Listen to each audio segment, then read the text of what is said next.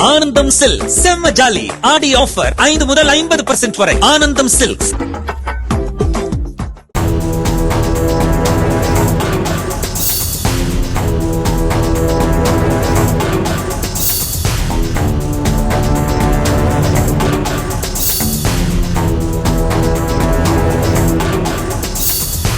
கேரள மாநிலம் மலப்புரம் மாவட்டம் பாண்டிக்கோடு பகுதியில் நிஃபா வைரஸ் தொற்றால் 14 வயது சிறுவன் உயிரிழந்த நிலையில் தென்காசி மாவட்டம் தமிழக கேரள எல்லைப் பகுதியான புளியரை பகுதியில் கண்காணிப்பு பணிகள் தீவிரப்படுத்தப்பட்டுள்ளன.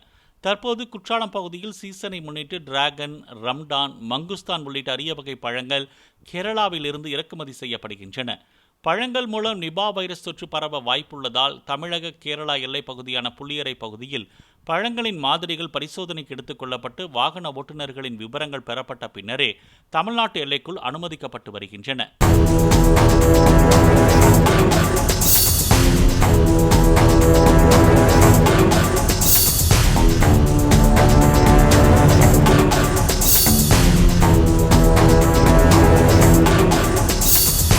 ஆனந்தம் சில்க் செம்ம ஜாலி ஆடி ஆஃபர் 5 முதல் 50% வரை. ஆனந்தம் சில்க்ஸ்.